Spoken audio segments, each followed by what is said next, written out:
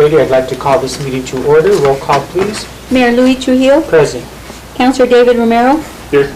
Councilor Barbara Casey. Here. Councilor Michael Montoya. Present. Councilor David Ulibari. Here. Thank you, Mr. Mayor. We do have a quorum.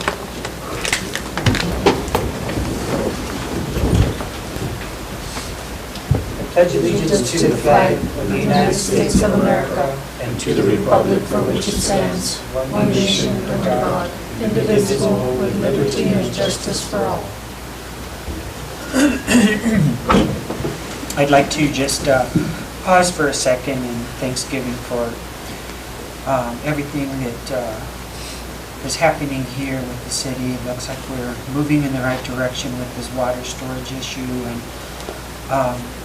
thank you to the citizens of Las Vegas for helping each other and helping us conserve so much water. Thank you so much. Once again, I'd like to mention the passing of Rosita Alice, who was a longtime employee of the city of Las Vegas, and not only an employee, but she was a public servant, serving the community in so many ways. With the Vista Committee and her school groups that she led, and she was a perfect example of a civic-minded citizen. And just take a moment of silence for her.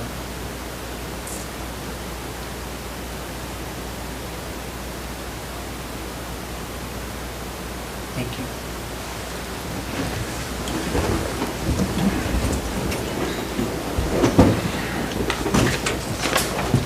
I'll entertain a motion to approve the agenda. Mr. Mayor, I move that we approve the agenda as presented. There's a motion on the floor by Ms. Casey to approve the agenda. Second. Second, Mr. Mayor. A second by Mr. Montoya. All in favor? Aye. Aye. The motion carries. Thank you. Mr. Mayor, next we have public input. I didn't have anybody in person sign up, but I do have 2 individuals that emailed me, if I can read those at this Sure. time. The first one is from Luis Ramos. Greetings, councilors. The agenda for tonight's meeting is noticeably different in one very important way. Namely, the council meeting agenda request form for tonight's only business item was not reviewed or signed by the city attorney. The last special meeting, city residents were promised that the city had 3 backup options to the vacated city attorney position, which included Tina Holcomb, New Mexico Local Government Law, and the Municipal League. Were none of the 3 out-of-town attorneys able to sign off on tonight's business item request form? Did any of the 3 attorneys review the resolution prior to tonight? If so, which one of them reviewed the resolution? Who adopted the ball? Who dropped the ball? At last night's County Commission meeting, both New Mexico Local Government Law and the firm doing work for the Municipal League, Virtue and the HUD, interviewed for the county attorney position. How can they represent both the city and the county at the same time? Isn't that a conflict of interest? Who is giving legal counsel to the city?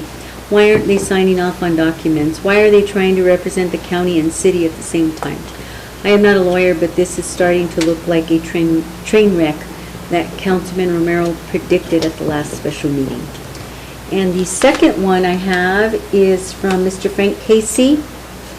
Mayor and City Councilors, thank you for appointing members of the Veterans Advisory Committee. As you may already know, Las Vegas has a very high number of veterans who live here.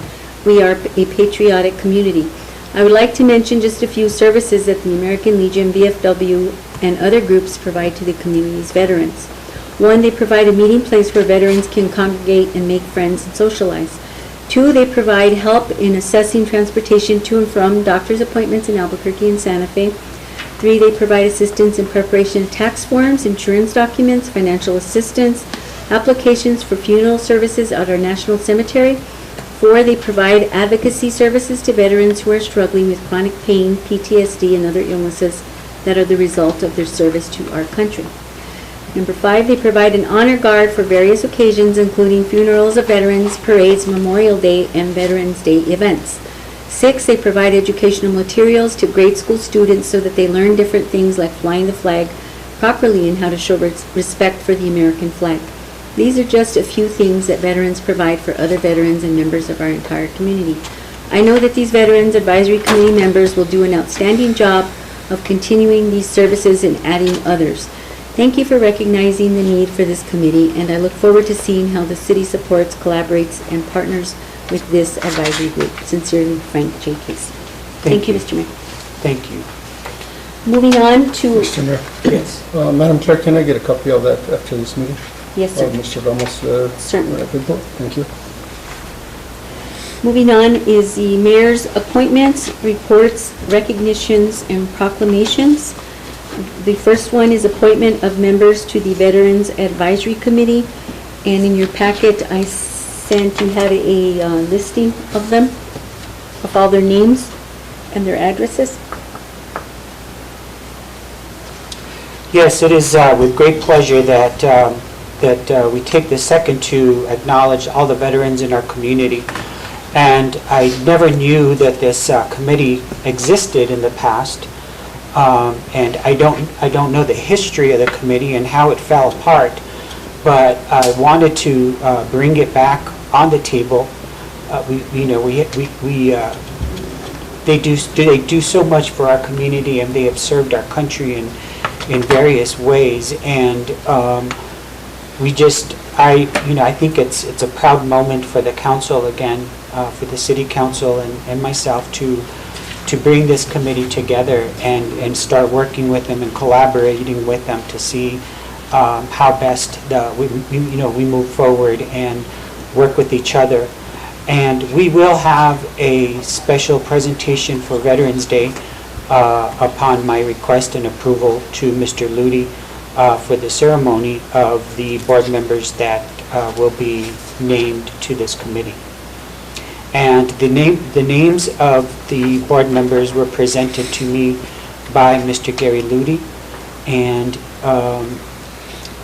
I thank him as well for sending those names over and working on getting their information. So I'd like to read the names of the individuals that will be on the Veterans Committee. Nancy Fernandez Jeffrey, Gary Ludi, Eric Tapia, Genoveva Gonzalez, Paul Salas, Alden Forsey, Manuel Romero, and Samson Vallejos. These are the people who, the names that were submitted by Mr. Ludi, and with the collaboration of his partners as well. So at this time, I would entertain a motion to approve the names that have been mentioned in this appointment of this military or veterans committee. Mr. Mayor, I move that we approve the appointment of the Veterans Advisory Committee as presented. Thank you. There's a motion on the floor by Ms. Casey, Second, Mr. Mayor. second by Mr. Romero. Roll call, please. Or, okay, I'm sorry. I heard both of them. Montoya, and third by Montoya, Oh, and yeah. fourth by Mr. Ulibarri. Oh, yeah. Councilor Romero, Yes. Councilor Casey, Yes. Councilor Olivari, Yes. Councilor Montoya. Yes. I have a motion by Councilor Casey, a second by Councilor Montoya. Thank you, Mr. Mayor. Motion carries. Thank you, and congratulations to the committee members. Again, this is a very proud moment for Las Vegas, and we look forward to working and collaborating with the committee in the future. Mr. Mayor, Mr. Romero. if I could add, suggest, and maybe the city manager can look into this, but maybe setting us a small budget for the Veterans Committee to, acknowledge veterans throughout the year through the different, Veterans Day and some of those. I know we had talked about it during the budget session, so if we could kind of get an update on that, so that way, pins and stuff that are needed, we could help with that. Thank you, Mr. Mayor. Thank you, Mr. Romero. May I just say Sure. that these people that you just named are not here because they're having a veterans meeting at the VFW tonight. Yeah. So otherwise they would have been here. Thank you for that. We will be recognizing them again for Veterans Day at the ceremony upon approval of Mr. Ludi. Thank you. Mr. Mayor, next we have the recognition of Christopher Armijo with the Recreation Department. If we can possibly do that at our next meeting, I don't see either our Recreation Director and Mr. Armijo. If we can do that Okay. at the next meeting. And the following, and the next one is the proclamation for ending hunger month. If you want me to read that, I can, Mr. Mayor. I think it's pretty large. I can read it. Forgot my reading glasses.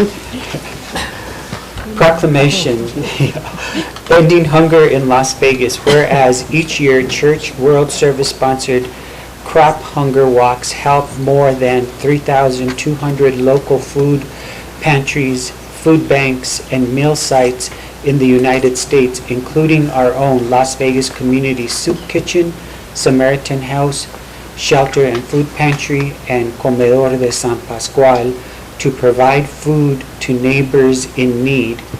And whereas locally organized crop hunger walks are an important part of the community life for more than 2,000 towns and cities in the United States, bringing together people of different faiths, diverse cultures, and all age groups. And whereas these funds in part go to the Church World Service to provide national and international relief, development, and refugee resettlement, and whereas crop hunger walks have raised over $250 million to bring help to all who hope to people in need in more than 80 countries, including the United States. And now, therefore, I, Louis Trujillo, Mayor of the City of Las Vegas, along with the governing body, hereby proclaim October 2022 as Ending Hunger Month in the City of Las Vegas, by recognizing and supporting hundreds of crop walkers who will end hunger one step at a time, and ask to join them to making a difference for hungry people locally and nationally and around the world. Thank you. Do you know when the crock walk is, actually? I don't. Okay. I know it was for, Chuck was the one who requested it for the Presbyterian Church. Yeah. Okay. Moving on, our next item is counselors' reports. I'd like to welcome our officers that just walked in the room. Welcome. Welcome. Counselors, go ahead. Thank you. I happened to be shopping in the Plaza Park area last week when I met up with a couple of business owners in that area who are very concerned about the slanted parking and the lack of true ADA compliant crosswalks. And several of them mentioned that they were concerned that there's no indication that they are in compliance with the ADA requirements for handicapped people to be able to access certain areas, because first of all, they're not made correctly, they're not wide enough. The ramps from the street to the sidewalk are not sufficient, and if somebody gets a wheelchair wheel stuck or something, that could easily overturn it. Also, the crosswalk itself is rounded this way, so that if a wheel goes off, it's going to tip over. If someone is using a walker, the same thing is going to happen. If someone is using crutches, that's also a strong possibility. And so they would like to know if those areas can be redone properly so that they meet ADA compliance, and that they be painted blue as they're supposed to be, marking ADA compliant crossing areas, and having a space for a handicapped van to be able to park. The slanted parking area wasn't so much the concern, it's just that there isn't any slanted parking space marked as being handicap accessible. So people have to park, and if they're handicapped, they have to walk. They have to pretty much go into the middle of the street to access the ramp to get onto the sidewalk, and that's too dangerous because there's a lot of traffic there. Another person wondered why during the homecoming parades for the high schools that one area of the park was cordoned off so that they were not able to have any people park in front of their businesses, so they felt that they were losing money. And when they questioned one of the city employees who happened to be there, I guess putting up the tape or something, they were told that it was because the floats for the parade wouldn't fit on the street because of the slanted parking, and so they had to just not allow anybody to park there for the parade. So maybe those are things that we need to consider and, really have a good look at those again, because I know that I requested that when they were first done. And as far as I know, nothing has been done for those. And I really would like to see that we treat our people who have disabilities with respect and help them to be able to maneuver our streets, especially in an area that is as popular as the park. So I would appreciate that very much. I also want to thank the Chief of Police for the Starbucks Coffee with a Cop, and that was very nice, and I got to meet some of the police officers there and also to talk to the chief, and I appreciate him taking the time to do that. And also to again say that I appreciate his fast response to any calls I've had to make on behalf of constituents. He is always willing to get, right on it and report to me in a timely manner as to what has been done and if the situation has been taken care of. And I appreciate that very, very much. That's all, Mr. Mayor. Thank you. Councilman? Mr. Mayor. Mr. Montoya? I would just like to point out that I guess a customer called me on a driveway behind the Optic on 8th Street, on the alleyway. I guess there's like a little bit of a bump there for the ambulances when they come up. See if we could have that repaired. Also, I just want to let everybody know that I did attend an outdoor tour in Taos, New Mexico this last 2 days, and bringing up to date all the outdoor activities and the fundings available for outdoor activities. And they had different panels, and every panel had like 4 people in each panel, and they were very informative. And topics were from all kinds of outdoor activities, and again, funding and acequias and water use and land, federal land, state land use, and so forth. Very informative. Also like to report to the citizens that I did go on a ride along with our city police officers, with our chief, last week on Thursday, I think it was, and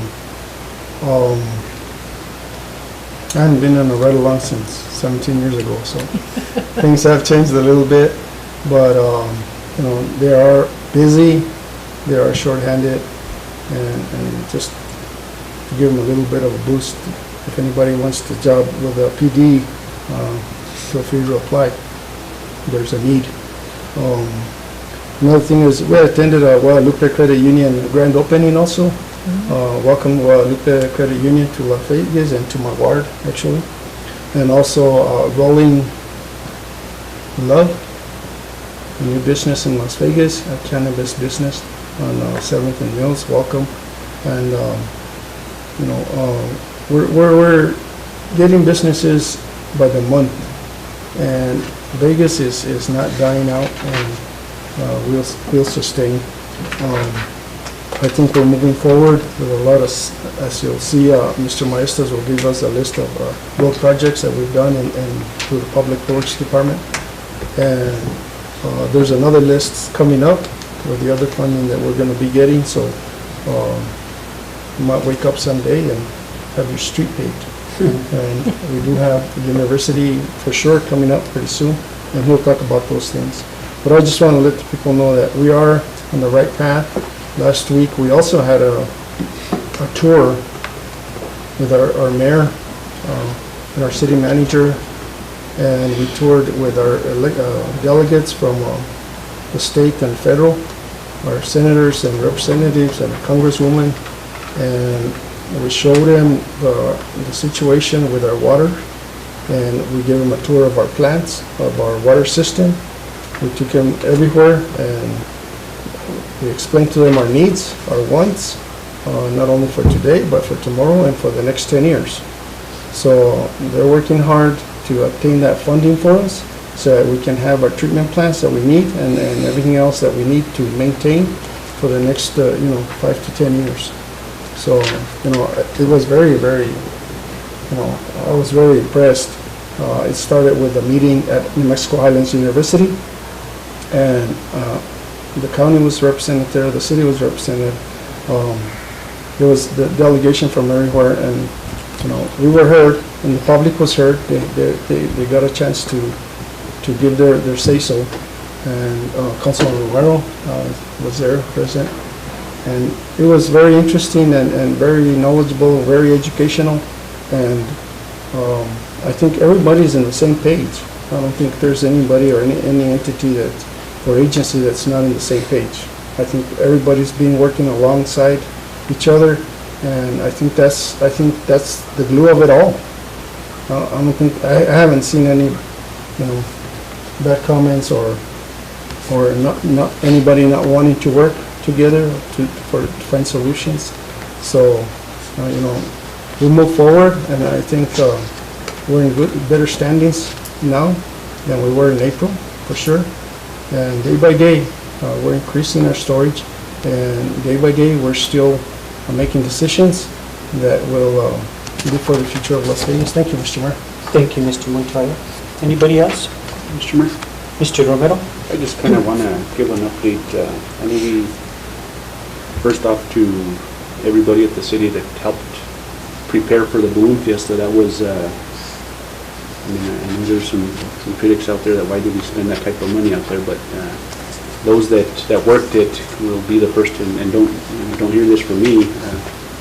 It was something that put Las Vegas on the map. It was kind of amazing, just volunteering and helping there. Just the amount of people, even if they didn't stop at the booth, they would see the sign that said Las Vegas, New Mexico, and they would go, I didn't know those were Las Vegas and New Mexico. And it's just amazing that you would even think here in New Mexico that people would know us. And I guess the realization came to me there is that I think when people pass by us here off I-25, they think we're a Watros or a Wagamon or something. They just kind of see us, and they don't really realize what's in this community, because we spoke to a lot of people and they didn't realize what we had. Some benefits that came out of it. I know, a tour bus actually came to Las Vegas because they had an extra day and they made Las Vegas part of their trip. We spoke to probably about 20 or 30 tour companies that are very interested, and we have some of the contact information. Wow. We're working on next year having a fall balloon little festival, so the discussions have already started there. Just a lot of great publicity, not only to those that were in attendance, but was streamed worldwide. And even the last day on Sunday morning when I was there, the broadcasters, they were talking, that day it was kind of, I wasn't sure if they were going to have the balloons go up that day, so they started talking, well, we don't have anything going up, and maybe what people can do is go visit Las Vegas, New Mexico. So they gave us like a 5-minute spiel there that I know, like Carlsbad was there and Los Alamos, but they didn't get that, that extra that we paid for, sponsoring, they didn't get that type of publicity. And to me, that was just something I think, Philip from the chamber, spent a day there, and everybody at the city that worked there, they, just ask them, and hear it from them, how amazing it was. And I would ask that we think of doing this, but I think we learned a lot. I believe that a lot of the swag that we gave out was probably over 10,000 individual items, and had we wanted to, we could have probably given them out that first day, but we kind of became stingy there, and unless they wanted to really talk about Las Vegas, we gave it to them. So, it's our pins were part of the discussion, people were going because they heard about our pins, and that was, nice. So even though, some of the days the balloons didn't go up, people were still there at the booth. So to me, it was a great investment, and I think it could get bigger, but I think we need to get more organizations involved because it can be great. Yeah. How many people roughly do you think? I was waiting for the numbers so I could report that, but I would say they were expecting over 1 million, but because of the weather, I don't think they Yeah. hit that. I would say about 800,000.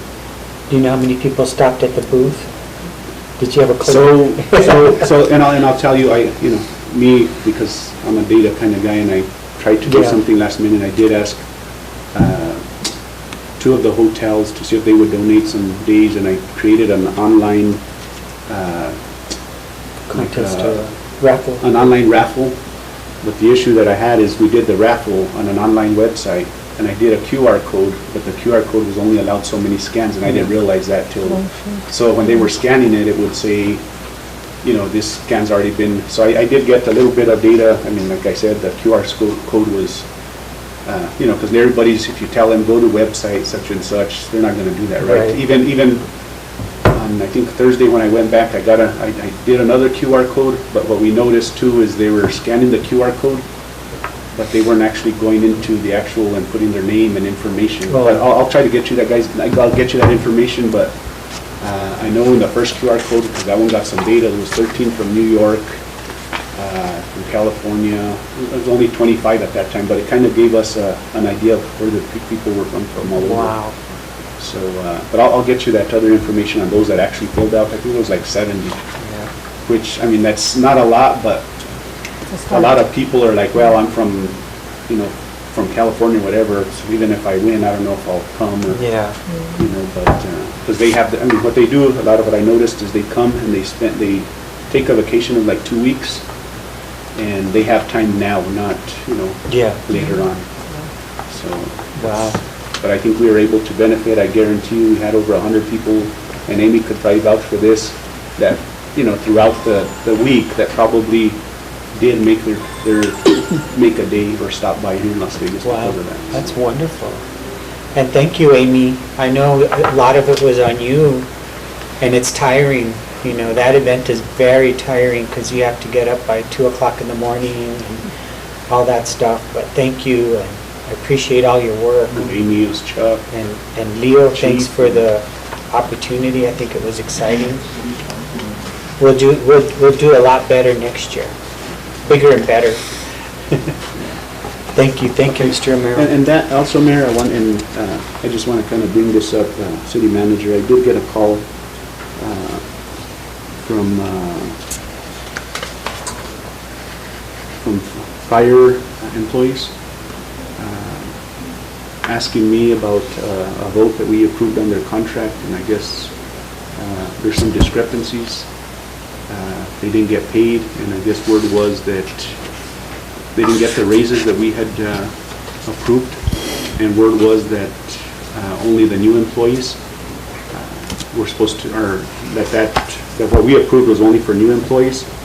But if we go back and we listen to the discussion, I remember specifically I questioned our finance person, what's going to be the fiscal impact, and when you're asking that question, new employees, it's not going to be a big fiscal impact, so Right. I think you're going to have to look into that because it can be a big thing if it doesn't. Right. And I was under the impression that it was everybody. I don't know if the council was under the same impression, but The language should reflect all current and incoming employees into the fire department that are union employees. so I want to kind of bring that up. And then, other than that, just, thanks roads again and all the departments that have, gone above and beyond, no matter, what we're going through. And just thank you guys and keep up the good work. Thank you, Mr. Mayor. Thank you, Mr. Romero. Next order of business. Mr. Mayor, we have our city manager's report, Mr. Maestas.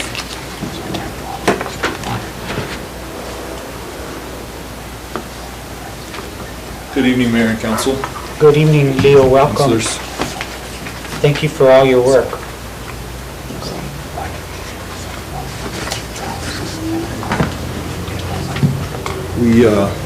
we need to always thank our employees. You know, I try to do things behind the scenes, but they're a lot of the times the boots on the ground that actually get the things done, so.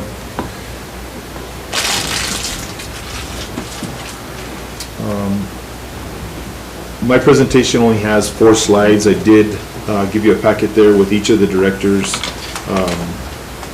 updates from their departments and all their, the departments that are under each of the directors. There is some other data there, including rate changes for the gas department as well, that you can review when you get a moment. So starting off with our new employees, we have Obed Salinas in the police, as a police officer. We have Steven Sandoval, animal care technician, Jeannie Pino as our back office assistant, and David Marquez as recreation specialist. We welcome those new employees to the City of Las Vegas and our family to, that they may prosper in their time with the City of Las Vegas. I apologize that it's difficult to see with our blinds, but this is an image here of the Story Lake Gainas water diversion. This structure again has been, it's over 100-year-old structure. It's always been problematic for the City of Las Vegas because it's never, the state engineer has never been able to manage the water through this structure. It's hard to see again, but there is new mechanisms that the state engineer has had a contractor starting to install. They did dredge in front of all the gates along with the city USGS gauge and the Acequia gate to remove all that sediment, a lot of vegetation that had overgrown in that area. His contract with that contractor is $250,000, but the improvements have begun. They'll be able to remotely open those gates as well as manually open them. Moving on to How is that being paid, Leo? I'm sorry. I'm sorry? How is it being paid? State water engineer is paying out of his own budget. That is not coming from any of the local budgets. Thank you, sorry. Moving on to sort of a unfortunate situation. We all know that inflation has gone up across the country. We were impacted by a increase in our gas department for our gas services. The typical city resident will see an increase on an average of roughly a $20 increase on an average bill. Per our ordinance, it allows the city to pass those fees pass through to the consumer. Again, it's on an average of about a $20 average increase. There is another second option that we can exercise, and that is sending the cost for the fuel, the gas, to the consumer, and the city encumbering the amount for the CPI, which is the Consumer Price Index, which would, if we were to do that option, the city would, in 1 year's time, incur roughly $193,000 in cost to the city's budget if the city absorbs the CPI increase. Moving on to a lot of the projects that the city is working on, along with per our ordinance or per our water restriction data, the city can drop down now from stage 6 to stage 5 in our water restrictions. Again, that's a testament to our conservation for our customers. All our city water users, again, have consumed less or have cut back over 200,000 gallons a day. And they continue to do that. So we thank our community for doing that and the conservation efforts. Again, we are continuing our water distribution on Wednesdays. Next Wednesday will be our last water distribution site at the Recreation Center. Moving on to some of our playground equipment projects that we're working on. Hanson Berzano is completing the Lincoln Park project this coming week, and then they will be adding the schedule to move on to the shade structures at Hanna Park as well as Crestone Circle Park. Moving on to West National, which is a pretty high priority project that the city has been working on paving West National from Plaza to New Mexico Avenue, which is in front of Lady of Sorrows Church, the county administration building, and the district courthouse. That will be scheduled to pave next week. There was some soft areas that we had to address, some concrete curbing that we had to cut back so that it was a good, clean project after we paved it. I hate to interrupt, but it has, this is concerning that. What's the holdup on Hot Springs Boulevard? Hot Springs, so Hot Springs encompasses a lot of underground Yeah. infrastructure. There was a lot of, the funding that paid for that project, we had to buy American-made components for our valves and such, and so there was a large lead time on a lot of that equipment. But I believe that some of that equipment is now coming in and they can move forward with finishing that, the infrastructure, the underground work. We did receive a $750,000 CDB an award for $750,000 to do the road improvements, which would start from Mills Avenue going south to, I believe, Mora Street, I believe, or Bernalillo Street, I can't remember the street, but it's 2 blocks.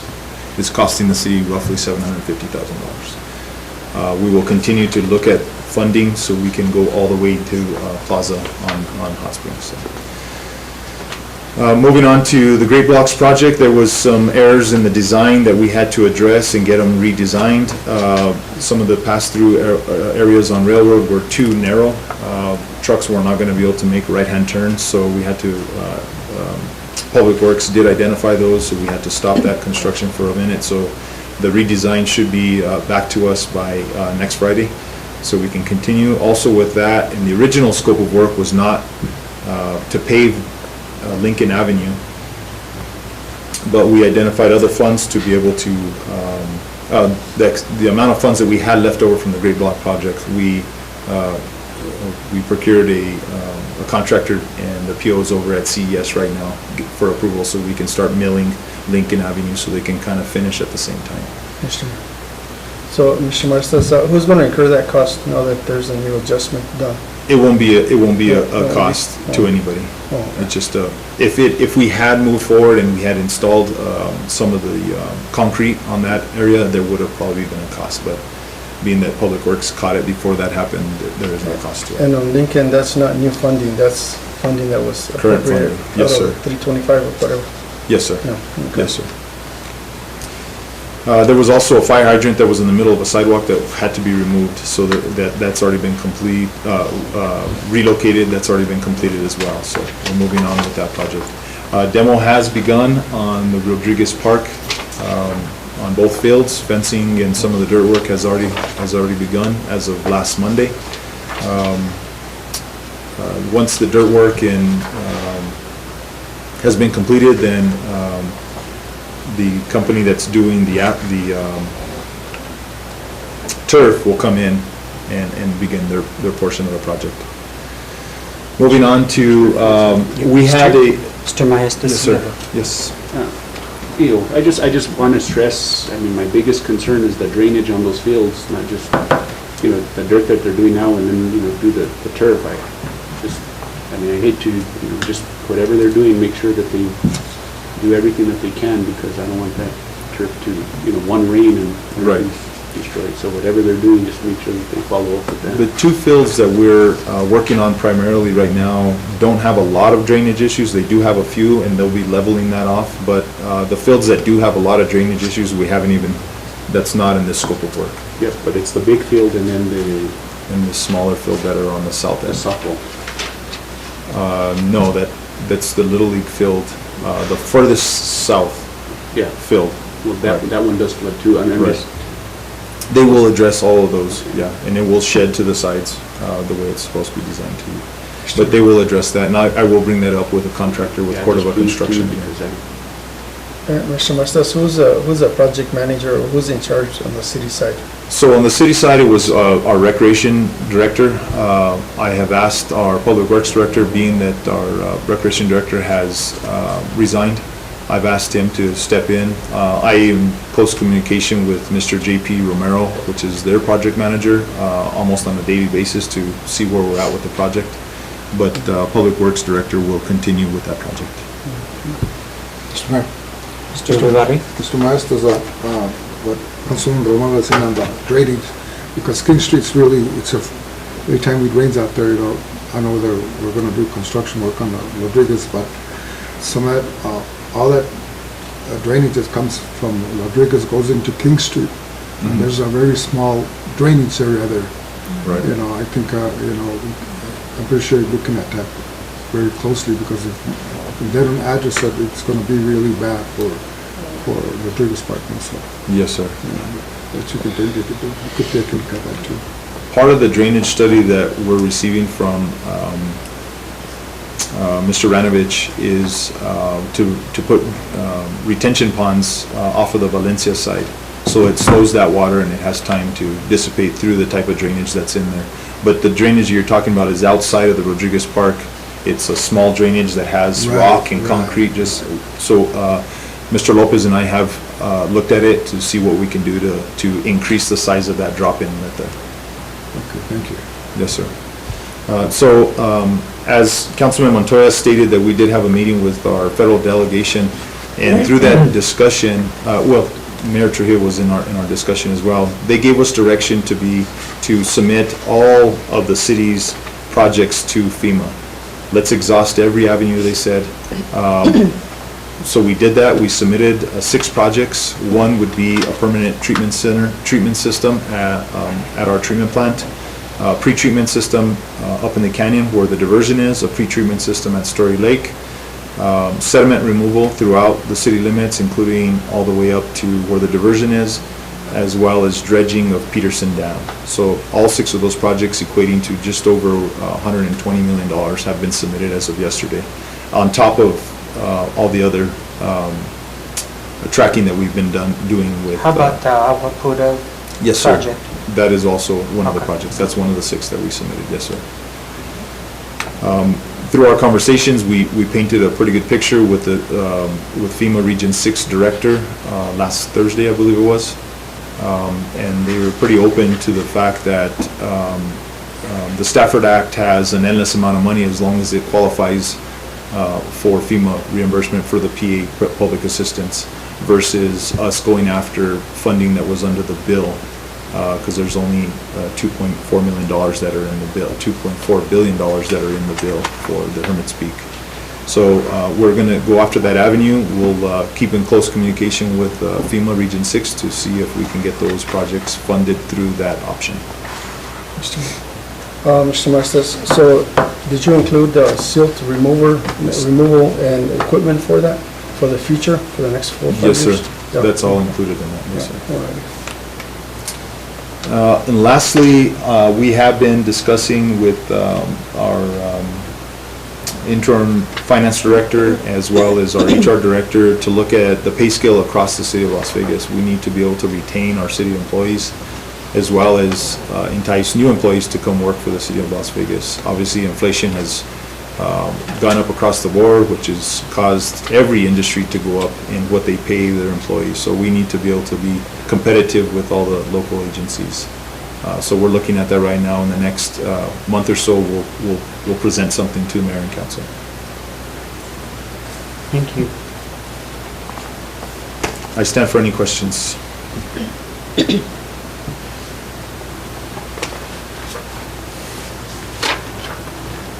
Council?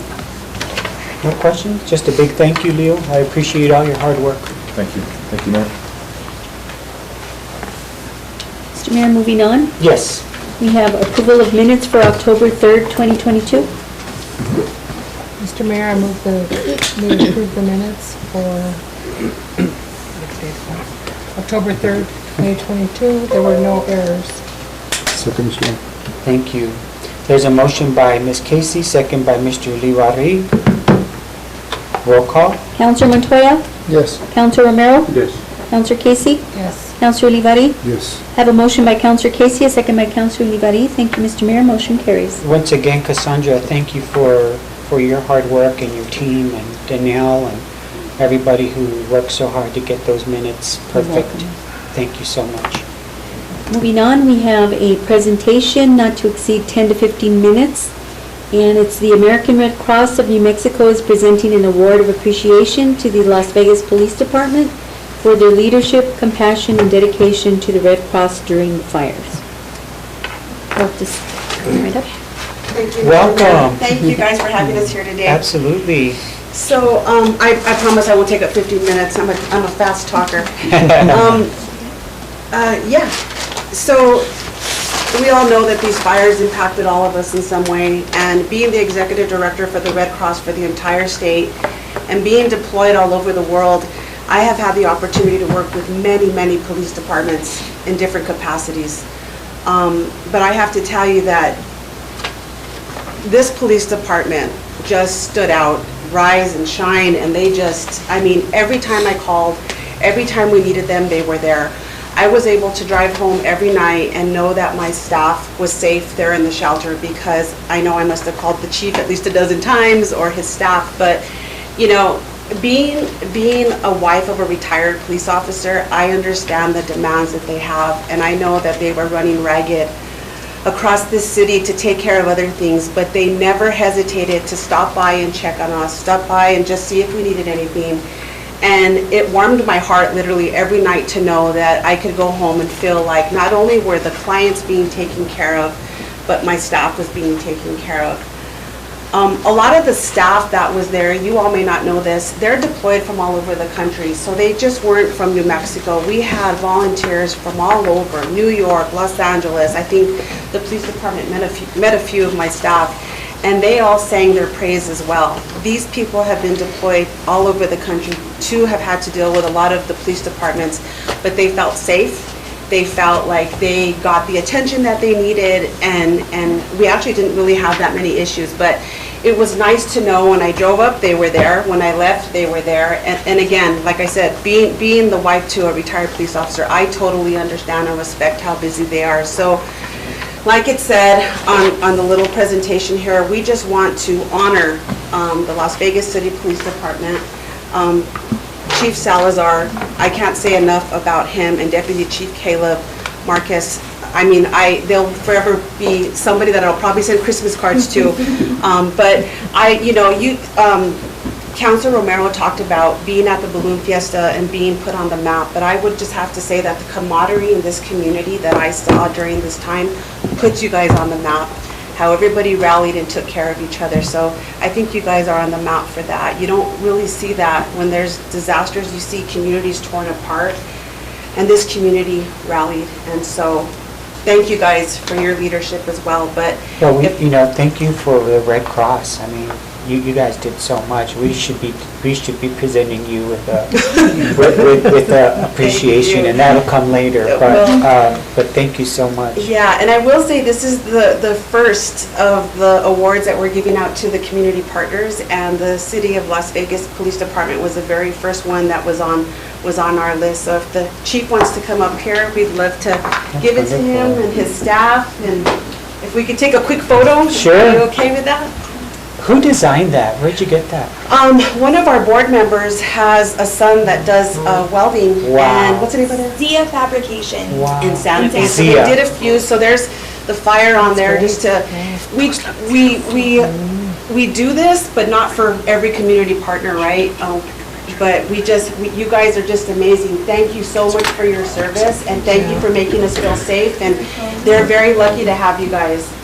Don't go away, turn around so he can take another Okay. picture. Yeah. We'll just stand here. I don't know, right here, I guess? You hold it. All right, everybody smile. Thank you so much for your service. I appreciate you. Everyone appreciates you. Thank you. I'm sorry, can I take one? Yeah. 1, 2, thank you. Yes, Thank you so much.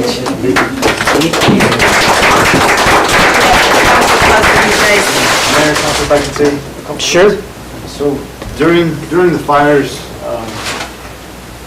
I know Mr. Salazar, Officer Salazar, he wasn't there with us during the fires, but the Officer Sergeant Varela, Lieutenant Varela, and Officer Christian Garcia, sorry, they were all with us. Of course, all the other officers. Lieutenant actually had a huge role in managing our overtime, managing the shifts. He was pretty much acting as a fourth commander or a third commander at the time. all of our command staff were up there, I mean, including the city manager. We were nonstop for a month at a time, weekends, nights. But I mean, you guys saw me, I was just there for kind of like, not really managing, kind of holding things together. But if it wasn't been for these guys, I mean, we wouldn't, who knows where we would have been. And I know it's really cliche for everybody to say that, you know, but it really legitimately, if it wasn't for these guys, I don't know where we would have been at during the fire. But I appreciate all the officers, and I appreciate LT, sergeants, and officers. But, thank you. Thank you very much, gentlemen. We appreciate your work all the time. Thank you. Thank you, Mr. Oh, yeah, of course, we're going to see each other. And hurricanes, and people being deployed. Thank you so much. Thank you, I appreciate it. Mr. Mayor? Yep. I just want to, you know, again, thank you, Chief, and thank you to the officers, and I guess, you know, we always have the state police and, you know, offering these big raises and stuff. I'm going to say this, but I think you guys do this because this is the type of love that you have. You won't get this appreciation at the state police, you know, maybe, you know, here and there, but, you know, when you're working with your local people here and see this type of appreciation, I mean, I see it, I appreciate you guys every single day, as all of us do, but I just don't see that type of appreciation at the higher levels. And I'm not here to, you know, discourage any of you guys to ever, you know, think about the state police, but, you know, there's a big difference, and we'll continue to do what we can to, you know, to see what we can, just, you know, be understanding that under, you know, budgets, you know, we don't have the luxury of having the governor's budget and give raises every time we can, but, you know, you guys are always, you know, we're doing our best that we can here, and what better way to serve your community and, you know, get this type of appreciation, because I don't know if the state police would get that, you know, and then feel that type of appreciation. So thank you, Mr. Mayor. Thank you. Thank you again, gentlemen. We appreciate you, and thanks for being here as well. It means a lot to us. Next order of business? Mr. Mayor, moving on to our business items. We only have one tonight. Request approval of resolution number 22-55, fiscal year 2024, section 5311, grant application funding request. We have our community development director, Amy Weiser, and also our transportation manager, excuse me, Welcome. Marcelino. Good evening, Mayor and Thanks Council. for being here. Yeah. So I'm here just to support Marcelino and sort of sing his praises for getting this grant application together. He really knows the numbers, he really knows what's going on in that department. This is an annual grant that we apply for every year to help cover operating costs, administrative costs, and sometimes capital costs. So the federal fiscal year is different than ours, and that's why I was a little confused till Marcelino explained it to me. But this grant that he's applying for now will be for funding for October of 2023 through September of 2024.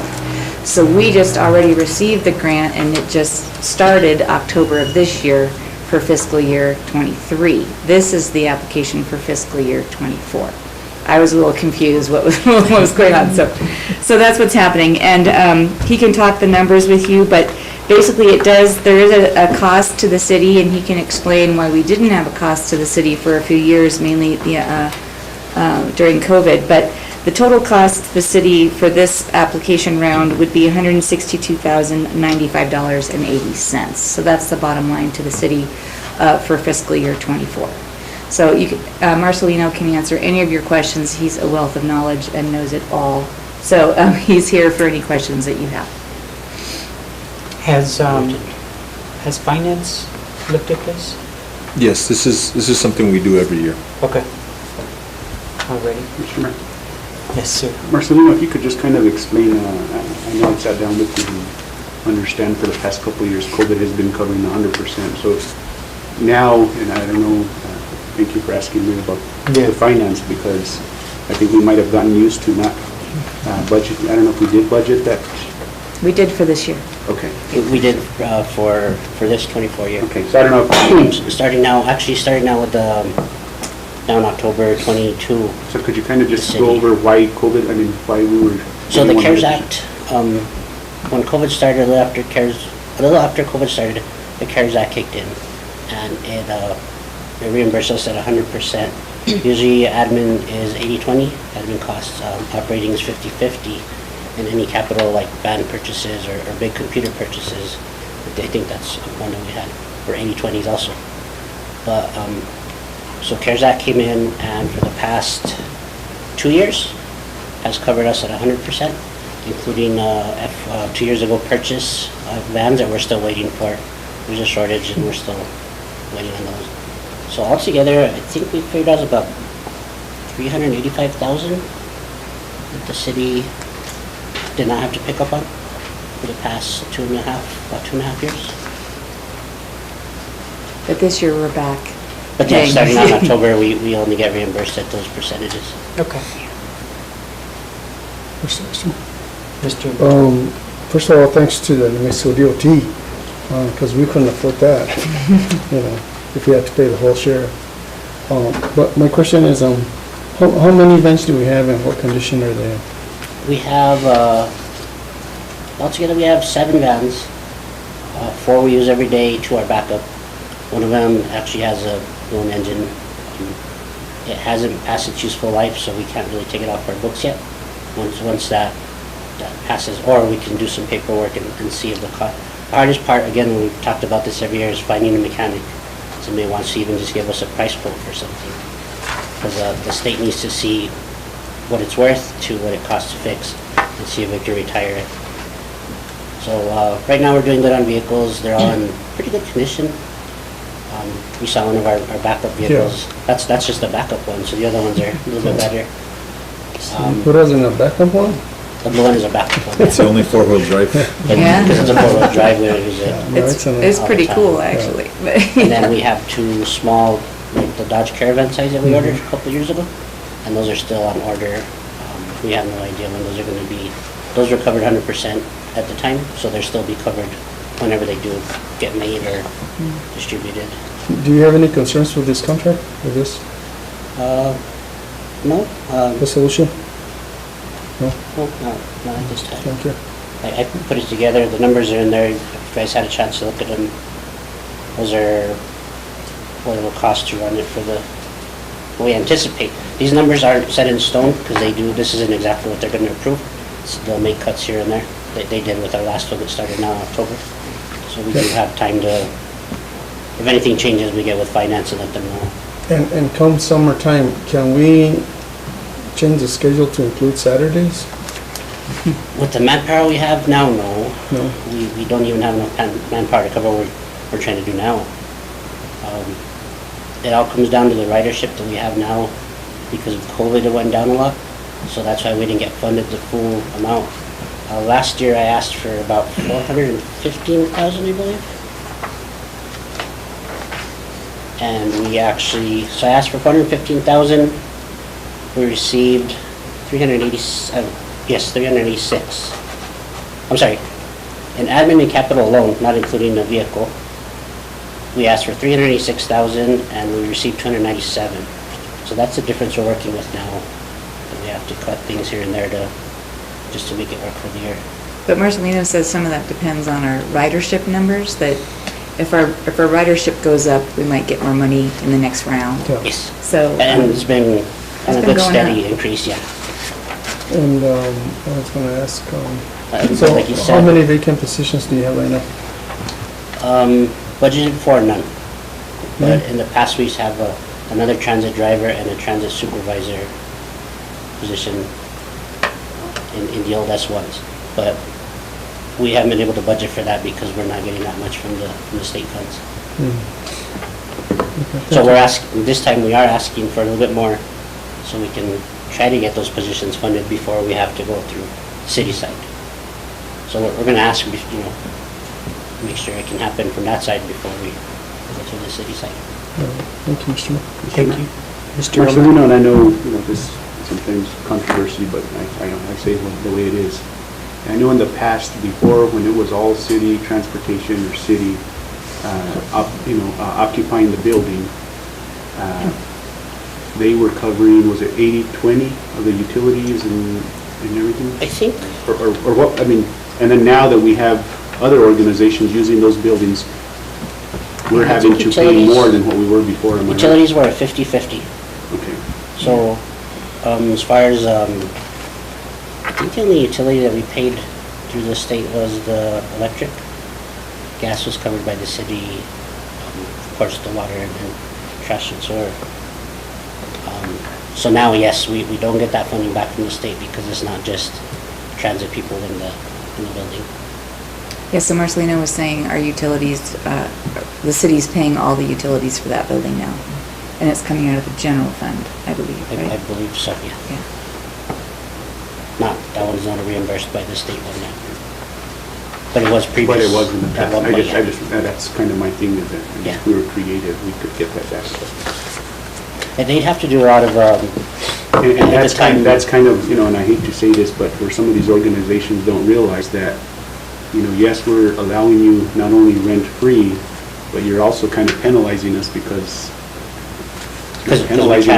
now we're having to pay that one before we didn't. Yes. So I just So wanted at the to- time, there was only visitor center, and the visitor center used to pay rent to the transportation department for use of the square footage. And now that there's more actually square footage of non-transportation, the state decided not to allow us to get reimbursed on any utilities. And that came from the federal level when we had an audit a couple of years ago. I think that's something that we need to discuss further. Thank you for bringing it up, Mr. Mayor. All right, I'll entertain a motion for this resolution. I know, Mr. Mayor, that we approve resolution 2255, fiscal year 2024, section 5311 grant application funding. Thank you. There's a motion by Mr. Montoya. Second, please. Second. Second by Ms. Casey. Roll call, please. Counselor Olivari? Yes. Counselor Romero? Yes. Counselor Montoya? Yes. Counselor Casey? Yes. Have a motion by Counselor Montoya, a second by Counselor Casey. Thank you, Mr. Mayor. Motion carries. Thank you. Thank you. Thanks for being here. We appreciate your work. Thank you. Next on the agenda is executive session. If there is a need.